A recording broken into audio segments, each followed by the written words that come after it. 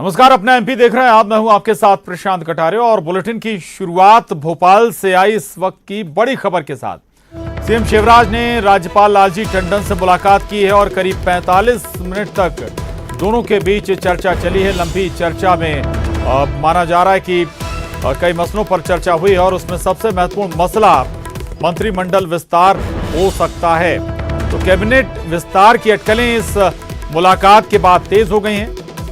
ये भी जानकारी लगी है कि यूनिवर्सिटी परीक्षा कैलेंडर को लेकर भी चर्चा हुई है, लेकिन करीब 45 मिनट की लंबी चर्चा सीएम शिवराज सिंह चौहान और राज्यपाल लालजी टंडन के बीच राजभवन में हुई है। करीब 45 मिनट चली इस मुलाकात के बाद अटकलें अब मंत्रिमंडल विस्तार को लेकर और तेज हो गई हैं। माना यही जा रहा है कि इस पर महत्वपूर्ण चर्चा हुई है और हालांकि इससे पहले भी लगातार कवायदें जारी रही हैं। मंत्रिमंडल विस्तार के मद्देनजर सीएम शिवराज सिंह चौहान पहले भी राज्यपाल लालजी टंडन से मुलाकात कर चुके हैं अलग अलग मौकों पर, और उस दौरान भी ऐसी खबरें रही कि मंत्रिमंडल विस्तार को लेकर ही चर्चा राज्यपाल और सीएम के बीच हुई है। शरद श्रीवास्तव हमारे साथ जुड़ गए हैं और जानकारी के साथ। शरद, इस बार ये चर्चा अब क्या इसके मायने हम निकालें? 45 मिनट ये लंबी चर्चा सीएम और राज्यपाल के बीच।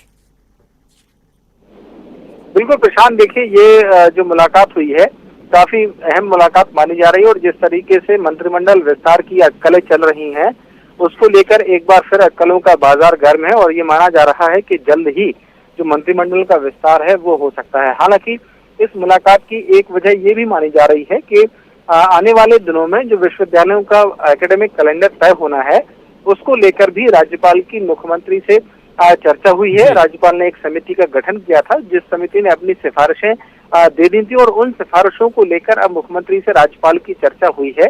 तो हो सकता है कि आज शाम तक या कल तक जो एकेडमिक कैलेंडर है उसको लेकर निर्देश सरकार की ओर से जारी किए जाएं। जी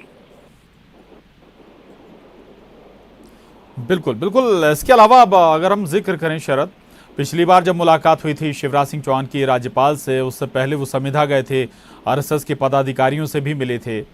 अगर वाकई में इस मसले पर कोई चर्चा हुई है तो कोई क्या संभावनाएं नजर आती हैं? चौथा लॉकडाउन खत्म होने के बाद कोई विस्तार हो सकता है या फिर उससे पहले ही कोई स्थितियां बन सकती हैं मंत्रिमंडल विस्तार की? बिल्कुल, देखिए प्रशांत, जैसा मैंने कहा कि जब भी मुलाकात राज्यपाल से मुख्यमंत्री की हो रही है तो फिर अटकलों के बाजार लगातार गर्म हो जाते हैं। हालांकि इससे पहले भी उनकी 2 से 3 बार मुलाकात हो चुकी है जैसा कि आपने कहा भी, लेकिन जरूरी नहीं कि वो मुलाकातें मंत्रिमंडल को लेकर ही हो, लेकिन राजनीतिक गलियारों में ये सबकी दिलचस्पी रहती है और एक सामान्य प्रक्रिया है कि जब भी मंत्रिमंडल का विस्तार होता है तो मुख्यमंत्री राज्यपाल से मुलाकात करते हैं।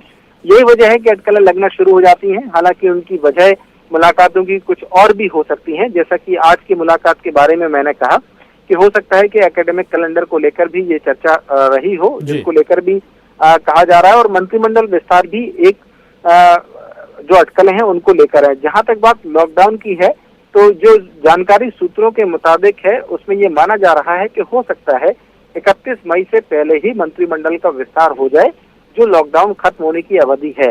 तो हो सकता है कि लॉकडाउन 4 के आखिर तक भी जो मंत्रिमंडल का विस्तार है वो हो। इससे पहले ये एक बात जरूर कही जा रही है कि मुख्यमंत्री शिवराज सिंह चौहान का उससे पहले एक दिल्ली दौरा होगा और दिल्ली दौरे में अंतिम मोहर जो लगनी है नामों को लेकर वो लगेगी और उसके तुरंत बाद ही जो विस्तार की औपचारिकताएं हैं या प्रक्रिया है वो पूरी कर ली जाएगी। बिल्कुल, बहुत महत्वपूर्ण है। एकेडमिक कैलेंडर पर भी चर्चा हुई होगी। विश्वविद्यालय का एकेडमिक कैलेंडर तैयार होना है, लेकिन दूसरी बात यह कि हो सकता है कि शायद वो तिथियां भी तलाशी जा रही हो, तारीख भी तलाशी जा रही हो, जिसका जिक्र आप कर रहे हैं कि दिल्ली दौरा होगा शिवराज सिंह चौहान का, तिथियों के साथ दिल्ली पहुंचेंगे, वहां से हरी झंडी मिलेगी, फिर शायद कोई नया विस्तार, कुछ नए चेहरे अलग अलग खेमों से नजर आए। बिल्कुल, देखिए किसी भी संभावना से इनकार नहीं किया जा सकता। निश्चित तौर पर जब भी मंत्रिमंडल का विस्तार होना होगा या जिस दिन को भी होना होगा उसमें राज्यपाल की उपलब्धता राजधानी में होना और उनका कार्यक्रम तय होना भी महत्वपूर्ण होता है।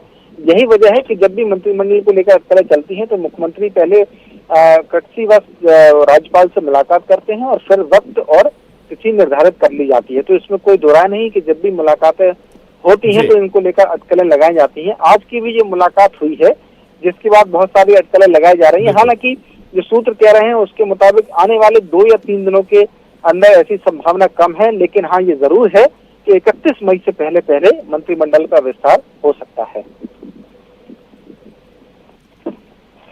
बिल्कुल बिल्कुल। तो तमाम तरह की अटकलें और इन अटकलों के बीच तमाम तरह की चर्चाएं भी हो रही हैं। जैसा कि शरद बता रहे हैं कि हो सकता है कि 31 में 31 मई के पहले पहले मंत्रिमंडल विस्तार हो जाए। बहुत शुक्रिया शरद आपका इस पूरी जानकारी के लिए, धन्यवाद।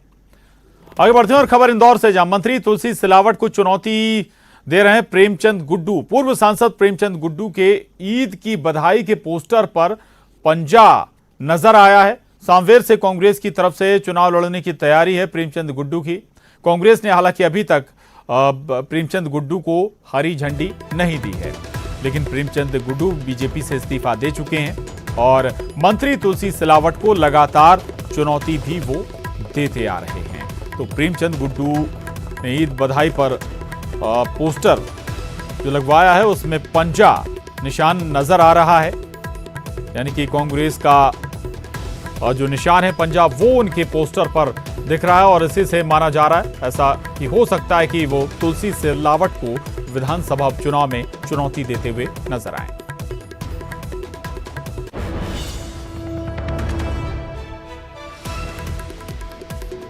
और भोपाल से इस वक्त की एक और बड़ी खबर, पीसीसी चीफ से मिले हैं प्रेमचंद गुड्डू। बीजेपी छोड़ने के बाद कमलनाथ से मुलाकात की है प्रेमचंद गुड्डू ने। उपचुनाव में लड़ने की तैयारी बताया जा रहा है कि प्रेमचंद गुड्डू कर रहे हैं और इसी संबंध में उन्होंने पीसीसी चीफ कमलनाथ से मुलाकात की है। कांग्रेस की तरफ से उम्मीदवार हो सकते हैं प्रेमचंद गुड्डू। तुलसीराम सिलावट के खिलाफ मैदान में उतर सकते हैं, उम्मीदवार हो सकते हैं प्रेमचंद गुड्डू। और ये इस वक्त की बड़ी खबर है, पीसीसी चीफ से प्रेमचंद गुड्डू ने मुलाकात की और इससे पहले भी जो खबरें थी, चर्चाएं थी कि बड़े चेहरों को उतारने की तैयारी में है कांग्रेस। अनुराग श्रीवास्तव हमारे साथ जुड़ गए हैं। अनुराग, इस मीटिंग में क्या कुछ और क्या माने इस मीटिंग के? क्या प्रेमचंद गुड्डू की राह और आसान हो जाएगी विधानसभा उपचुनाव में उतरने की? तौर पर संकेत इसी बात को मिल रहे हैं। प्रेमचंद गुड्डू का आज एक सोशल मीडिया पे ट्वीट भी वायरल हुआ, उसमें भी ये साफ तौर पर जाहिर हो रहा है कि वो अब बीजेपी को छोड़ कांग्रेस का दामन थाम चुके हैं। लेकिन उपचुनाव में क्या वो उम्मीदवार होंगे, इसी को लेकर मंथन कांग्रेस पार्टी की तरफ से किया जा रहा है और इसी को लेकर जो है प्रेमचंद गुड्डू की पीसीसी चीफ कमलनाथ से मुलाकात हुई है। अभी ये मुलाकात खत्म हुई है, लेकिन क्या इस मुलाकात के दौरान चर्चा हुई है इसका भी खुलासा नहीं हो पाया है। लेकिन ये अब लगभग तय माना जा रहा है कि तुलसीराम सिलावट जो कि अभी हम बात करें तो मंत्री हैं, उनके खिलाफ प्रेमचंद गुड्डू को कांग्रेस चुनाव मैदान में उतार सकती है। इसको लेकर जो है लगातार मंथन किया जा रहा था, फीडबैक लिया जा रहा था। कमलनाथ की फोन पर भी प्रेमचंद गुड्डू से चर्चा हो चुकी है और अब इस मुलाकात के बाद ये तय माना जा रहा है कि कांग्रेस की तरफ से प्रेमचंद गुड्डू जो है कांग्रेस की तरफ से उम्मीदवार हो सकते हैं। तो काफी अहम मुलाकात है और कांग्रेस जिस तरीके से जमावट करती हुई नजर आ रही है उससे बिल्कुल अनुराग, मिल रहे हैं। ये मुलाकात आप बता रहे हैं काफी महत्वपूर्ण है, मुलाकात पूरी हो चुकी है, लेकिन इससे पहले भी जिक्र हुआ था जब आपसे चर्चा हुई थी कि कई बड़े चेहरों को इस बार कांग्रेस बाई इलेक्शन में उतारने की तैयारी में, उसमें कई बड़े चेहरों में प्रेमचंद गुड्डू भी शामिल हैं। उस लिहाज से कैसे देखते हैं आप इस मुलाकात को? देखिए प्रशांत, इस बार का जो चुनाव है वो 2018 का जो चुनाव था उससे कहीं ज्यादा जो है हाइपर होने वाला है, क्योंकि इसी चुनाव के बाद तय हो जाएगा कि बीजेपी सत्ता में रहेगी या फिर कांग्रेस की वापसी होगी। और यही कारण है कि कांग्रेस भी पूरा जोर लगाने की कोशिश कर रही है और ऐसे चेहरों की तलाश की जा रही है जो कि बीजेपी के मुकाबले कांग्रेस के लिए जिताऊ उम्मीदवार हो सकते हैं। और यही कारण है कि उन तमाम बड़े चेहरों पर कांग्रेस मंथन कर रही है, चाहे वो अजय सिंह हो, प्रेमचंद गुड्डू हो, चौधरी राकेश सिंह का भी नाम निकल कर आया था। इन तमाम नामों को लेकर विचार और मंथन पार्टी के अंदर किया जा रहा है और यदि प्रेमचंद गुड्डू को कांग्रेस अपना उम्मीदवार सांवेर सीट से घोषित करती है तो निश्चित तौर पर उस विधानसभा सीट पर मुकाबला बेहद रोचक हो जाएगा। और यही कारण है कि उन तमाम पहलुओं पर मंथन कांग्रेस पार्टी अभी कर लेना चाहती है। भले ही अभी तारीखों का ऐलान नहीं हुआ हो, लेकिन जमावट कांग्रेस अभी से पूरी कर लेना चाहती है। ठीक है। जी, अनुराग रहेगा, मैं आपके पास आ रहा हूं और इस वक्त हमारे साथ कांग्रेस प्रवक्ता भूपेंद्र गुप्ता जी जुड़ गए हैं। भूपेंद्र जी, बाई इलेक्शन की तैयारियां कांग्रेस बीजेपी दोनों ही कर रही है, लेकिन चेहरे अभी तक हालांकि स्वाभाविक है दोनों तरफ से साफ नहीं हो पाए। प्रेमचंद गुड्डू की आज मुलाकात हुई है पीसीसी चीफ कमलनाथ से। कोई संभावनाएं हम लगाएं, अंदेशा लगाएं कि प्रेमचंद गुड्डू भी चेहरा हो सकते हैं? देखिए, कांग्रेस पार्टी जो है, अब ये सारी चीजों की घोषणा तो जब हमारी सूची जारी होगी तब होगी, लेकिन लोग संपर्क में हैं, लोग संपर्क कर रहे हैं। और जो लोग भी चिंतित हैं इस बात के लिए कि लोकतंत्र की हत्या हुई है, धोखे से जो है जनमत के साथ गद्दारी करके जनमत को छीना गया है, तो वो सारे जो लोग इस बात की चिंतित हैं इस बात को लेकर, वो लोग संपर्क में हैं, बराबर सामने आएंगे। वो कमलनाथ जी चूंकि पार्टी के अध्यक्ष हैं हमारी, वाकई में लोकतंत्र की चिंता है ऐसे लोगों को कमलनाथ जी, या फिर केवल टिकट? जब बीजेपी में गए तब भी शायद टिकट की आशा थी इन्हें और टिकट मिला भी इनके परिवार में सदस्य को, अब भी शायद ये टिकट की आशा ही इन्हें वापस खींचकर लाई हो भूपेंद्र जी? टिकट के पहले ही उन्होंने पार्टी छोड़ दी थी। और दूसरी चीज ये है कि ये हमारी सरकार तो मार्च में गिरी है, उन्होंने तो फरवरी में त्यागपत्र दे दिया था बीजेपी से। और दूसरी चीज ये है कि वो जिनके कारण गए थे वो स्वयं ही चले गए पार्टी से बाहर। जी, जो गुड्डू हैं वो छोटे लीडर नहीं है, वो हमारी पार्टी के यूथ कांग्रेस के अध्यक्ष रहे हैं। निरंतर उन्होंने जो है एक बड़ी टीम का पार्टी के लिए खड़ी करके दी थी, ऐसा नहीं है वो, लेकिन एक सामयिक परिस्थिति थी जिसमें जो है वो उज्जैन की राजनीति करते हैं और वहां पर जो है वो सिंधिया जी के कारण वो घुटन में थे, तो छोड़ के चले गए थे पार्टी। ठीक है, बिल्कुल लंबी सियासत कांग्रेस में रही है, सांसद भी रहे हैं प्रेमचंद गुड्डू और आज मुलाकात हुई है उनकी कमलनाथ से। पीसीसी चीफ रजनीश अग्रवाल जी हमारे साथ जुड़ गए हैं। रजनीश जी, क्या वजह है कि आपकी पार्टी में जो बड़े नेता आए इलेक्शन के दौरान अब वो फिर वापसी कर रहे हैं, वापस जा रहे हैं? प्रेमचंद गुड्डू जी की बात करिए आप, बड़े नेता आए जो भारतीय जनता पार्टी में, वो सब वापस जा रहे हैं, ऐसा नहीं है। बहुत कॉमन मुझे लगता है कि कमेंट नहीं करना चाहिए। भारतीय जनता पार्टी में जो आए हैं, मध्य प्रदेश के अलावा भी अन्य राज्यों में भी आए हैं, बहुत अधिक संख्या में भारतीय जनता पार्टी में रच बस गए हैं और उनका स्थान और सम्मान भी भारतीय जनता पार्टी ने रखा है। प्रेमचंद गुड्डू जी आए थे और अब उनको लग रहा है वापस घर वापसी हो, उनकी अपनी मर्जी है, लोकतंत्र में स्वतंत्रता है और वो वापस कांग्रेस में जा रहे हैं और जो जाए उनकी मर्जी है, उसमें कोई दूसरा को रोक सकता है? कोई बॉन्ड भर के आए थे? ठीक है, आप प्रेमचंद गुड्डू का जिक्र कर रहे हैं, लेकिन राकेश सिंह चतुर्वेदी भी उसमें एक नाम है। समय अलग हो सकता है कि वो पहले पार्टी छोड़कर वापस चले गए? देखिए, बहुत स्पष्ट तौर पर प्रदेश अध्यक्ष जी ने बात अपनी कह दी थी। हमारे यहाँ एक पद्धति परंपरा है, ये कांग्रेस का कल्चर भारतीय जनता पार्टी में नहीं चलता है। भारतीय जनता पार्टी कार्यकर्ता आधारित अनुशासनबद्ध पार्टी है और उसकी अपनी, मैंने कहा, रीति नीति कार्य पद्धति बहुत स्पष्ट है, उसके अनुसार ही सबको चलना होता है। जी, बहुत शुक्रिया रजनीश जी हमसे बात करने के लिए। भूपेंद्र जी, आपका भी बहुत धन्यवाद। और अनुराग हमारे साथ जुड़े हुए थे। अनुराग, शुक्रिया आपका। तो प्रेमचंद गुड्डू पीसीसी चीफ कमलनाथ से मिले हैं, मुलाकात की है उन्होंने और इसके बाद ये अटकलें और तेज हो गई हैं कि हो सकता है कि जो 24 सीटों पर बाई इलेक्शन होने जा रहा है उनमें से एक सीट पर प्रेमचंद गुड्डू भी चेहरा हो कांग्रेस का। तुलसी सिलावट को हो सकता है, ऐसी अटकलें हैं कि तुलसी सिलावट को वो चुनौती देते हुए नजर आए। बहरहाल वक्त एक छोटे से ब्रेक का है, फौरन लौटेंगे।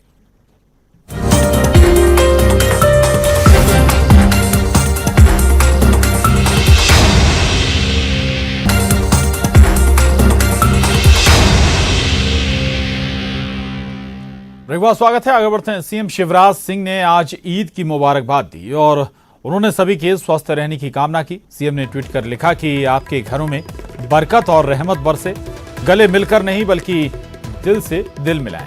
साथ ही उन्होंने कहा कि 2 गज की दूरी को अवश्य फॉलो करें, मास्क पहनें, अपने और अपनों का विशेष ख्याल रखें। तो ट्वीट कर सीएम शिवराज सिंह चौहान ने सभी को ईद की शुभकामनाएं और बधाई दी। और ये अपील जरूर की कि सोशल डिस्टेंसिंग जरूर रखें और लोगों का खुद का भी ख्याल रखें।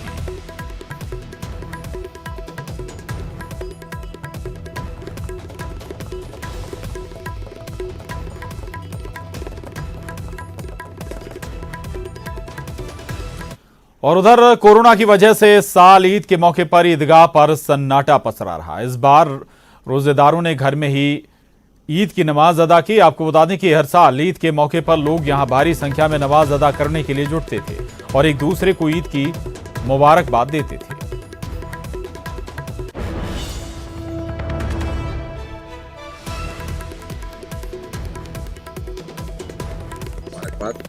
आज हम जानते हैं कि कोरोना को देखते हुए पूरे देश में, पूरे शहर में, पूरे सभी जगह पे लोग जो हैं वो घरों पे ईद मना रहे हैं। तो मेरा आप सबसे भी अनुरोध है कि घर में रहें, सुरक्षित रहें, ईद अच्छे से मनाएं, लेकिन दूसरों से मिलना जुलना इसलिए हमें अवॉइड करना है क्योंकि ये वायरस मिलने से फैलता है। और सब लोग स्वस्थ रहें और उम्मीद करें कि अगला ईद जो है सब लोग जैसे हर्षोल्लास से पहले मनाते थे उसी तरह से मनाएं, क्योंकि जब तक स्वस्थ नहीं रहेंगे, संक्रमण को, चेन को नहीं रोकेंगे, तब तक जो है हम लोग सब लोग जो है अपने शहर को सुरक्षित नहीं रख पाएंगे।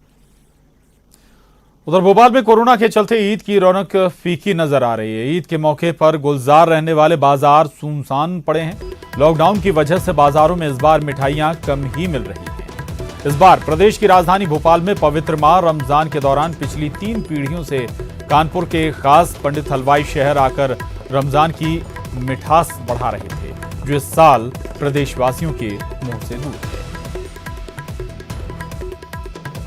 30-40 साल से इसको संचालित करता चला आ रहा है और जिसकी खैनी बनाने का कारीगर जो है कानपुर से आते हैं, जो पंडित लोग जिस आते हैं वो लोग बनाते हैं खैनी को, उसको पूरे मार्केट में, पूरे भोपाल में इसको सप्लाई करते हैं होलसेल और रिटेल के अंदर। अब लॉकडाउन की वजह से बेचारे वो भी नहीं आ सके और अपना भी कारोबार, वैसे भी लॉकडाउन की वजह से पूरा कारोबार टूट गया है, लेकिन अब जो लोगों ने यहाँ मकान बनाई है खैनी, अब वो चीज़ नहीं आ सकती, लेकिन फिर भी अब लॉकडाउन की वजह से वो लोग उधर परेशान हैं। और कोरोना के चलते ईद की रौनक फीकी नजर आ रही है। रीवा में ज्यादातर लोगों ने अपने घरों से ही नमाज अदा की। ईदगाह और मस्जिद में नमाज अदा करने के लिए सिर्फ 5 लोग गए। मस्जिद में लॉकडाउन का पोस्टर लगा दिया गया, जिससे लोगों की भीड़ इकट्ठा ना हो सके और सोशल डिस्टेंसिंग का पालन किया जा सके।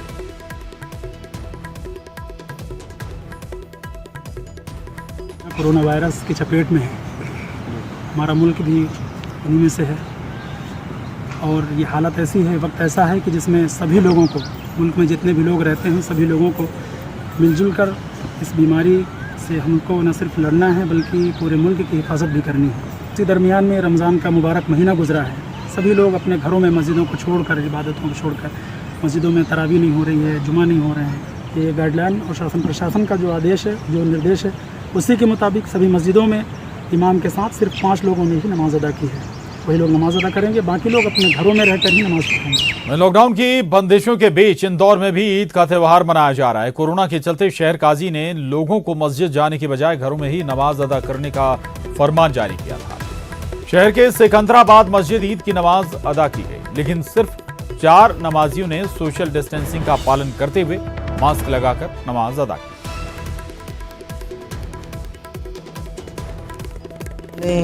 सिर्फ 5 लोगों ने ही अदा की है, जैसे हमें प्रशासन ने आदेश दिए थे, जैसे हमारे शहर काजी साहब ने भी हमें समझाया था कि 5 ही इंसान नमाज पढ़ें। हमने उनका आदेश का पालन करते हुए 5 लोगों ने ही नमाज़ें पढ़ी है और हमने सभी के लिए, पूरे हिंदुस्तान वासियों के लिए दुआ करी है कि इस वबा से, इस बीमारी से, और उसके साथ ही बुलेटिन में बस इतना ही, लेकिन खबरों का सिलसिला लगातार जारी है।